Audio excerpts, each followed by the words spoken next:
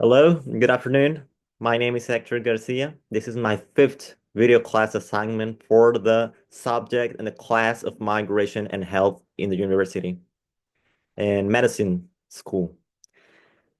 This week, I was assigned to read three different articles that talked about, of course, migration, that talked about different effects, different theories. All this information I'm going to share with you. I want to talk about it with you, and I would like you to give me your point of view. You have some, and yeah, well, of course, I have learned some new information. There are a lot of things that I didn't know, not a single clue about what it referred to, but let's see.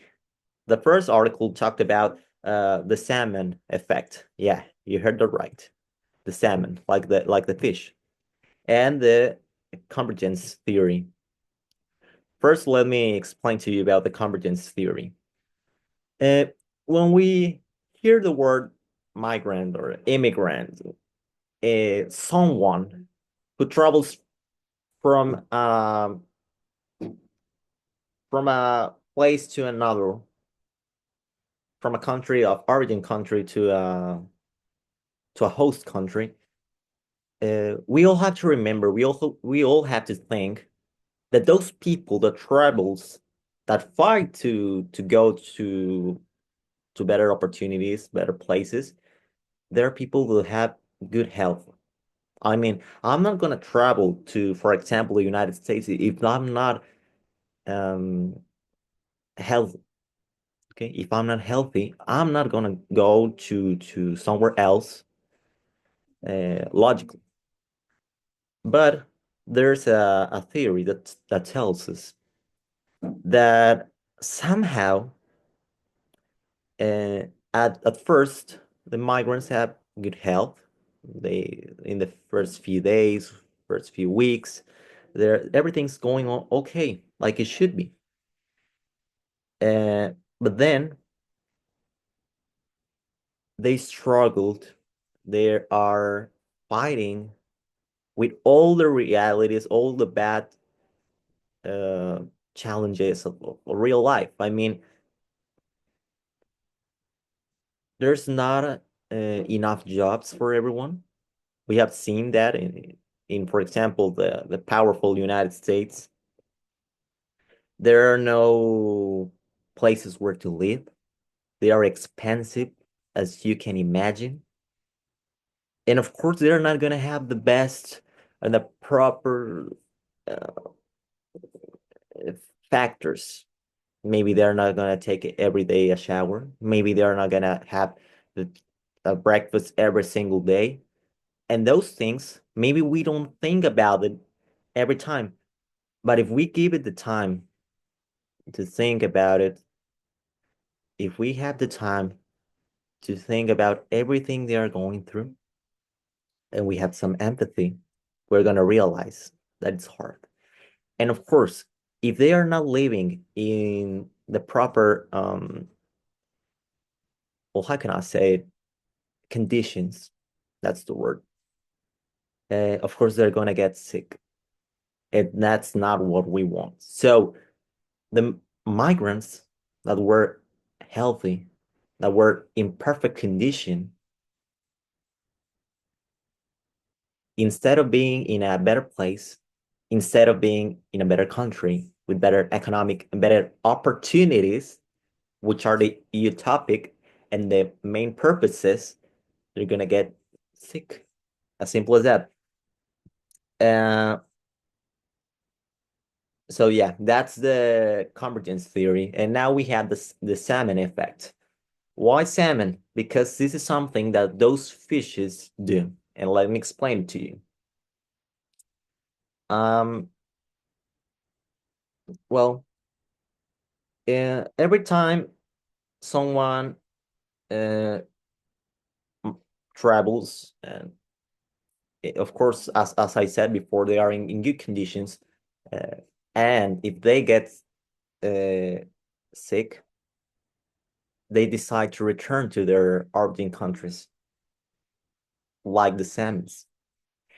And that's something that I would like your opinion. You that are watching this video, they travel, their health, and now they return being injured, being sick, being healthy, unstable, healthy. But there's something else. Statistic, epidemiology. What's going on with those people in the different diagrams, in the different uh how can I say graphics? The mortality rate. That's where I want to go. Those people that maybe die, where are they really hitting those numbers? I know that we're talking about real lives and we should be considered about it. But if I'm Mexican and I travel to the United States, and in the United States, I don't have the best opportunities. I don't have the conditions. I don't have work. I'm unemployed. I have no food. I have nothing. And I decide that it's expensive to live over there and I get a disease. Well, then I decide that the only real chance I have is to return to my own Mexico. So I decide to return to Mexico and I die on Mexico. What's going on with those mortality rates? Are they going to count in the United States or are they going to count in Mexico? Okay, that's the point I want to talk about. Okay. And I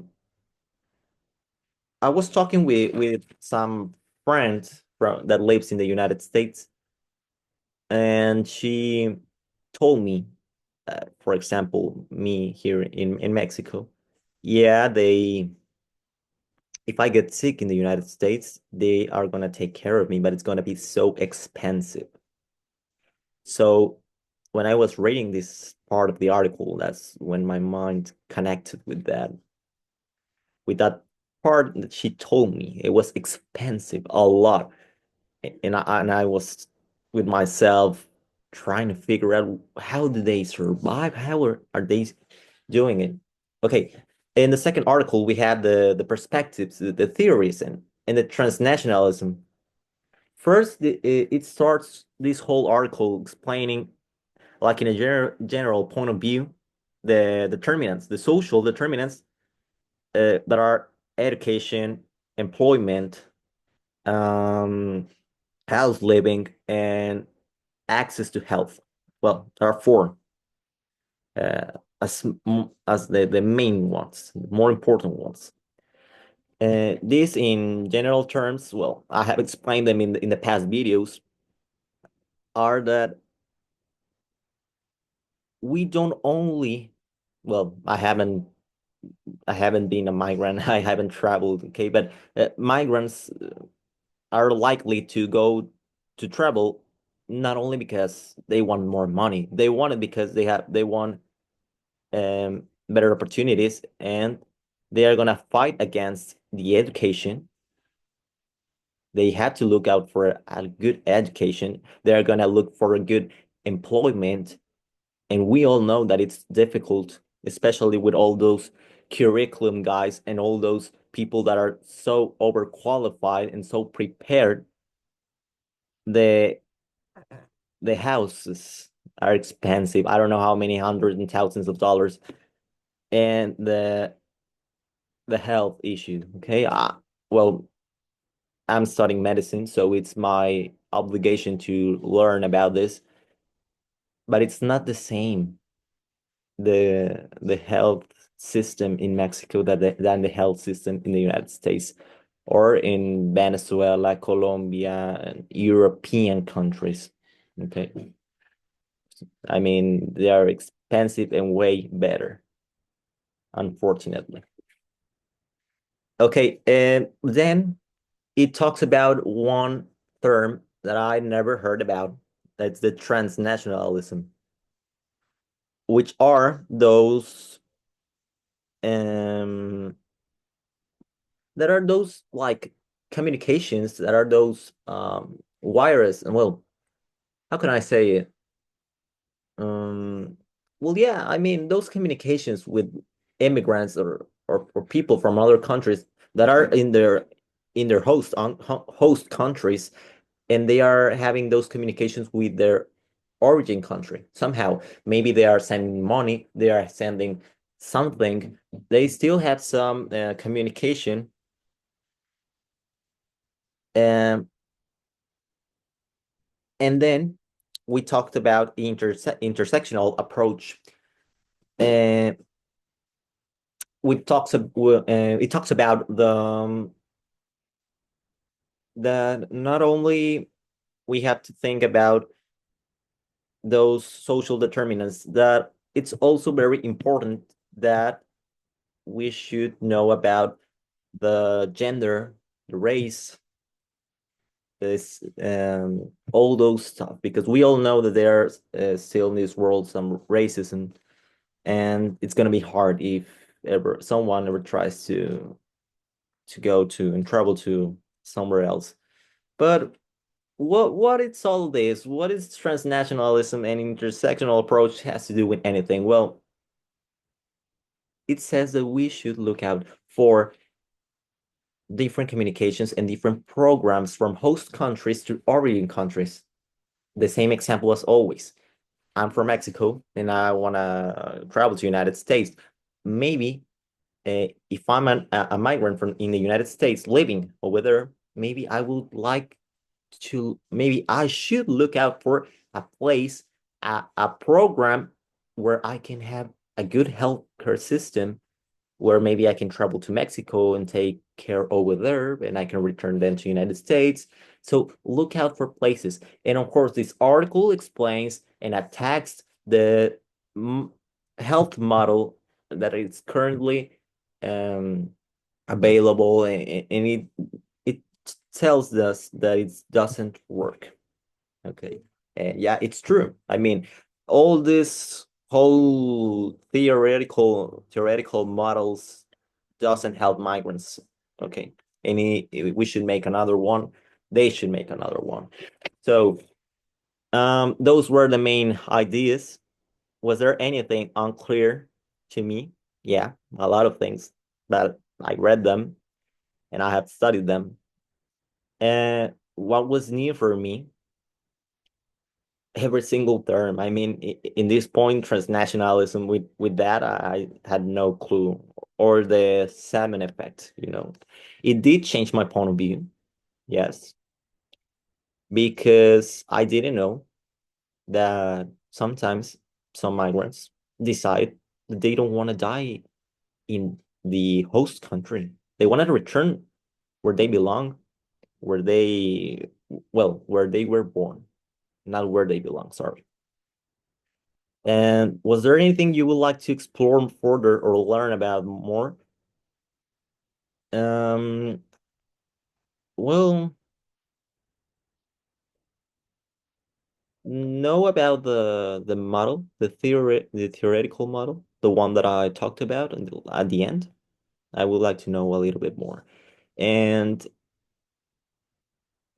one example, well, I'm gonna give you one that it says, okay? Let's suppose that there's a girl named Josefina. In Josefina, or Josephine, she's from Mexico. She's a migrant. She lives in the United States. She went for better opportunities, but only because she's a girl. She's having a lot of problems and it's not easy for her. So she has no employment because there's a lot of racism, and she decides to go back to Mexico. Unfortunately, she carries a disease and she dies. There's the salmon effect, and there's the vulnerabilities, the ones that I talked in the second article. So yeah, that's everything from my part. I hope you like it and see you next week. Okay, thank you. Bye.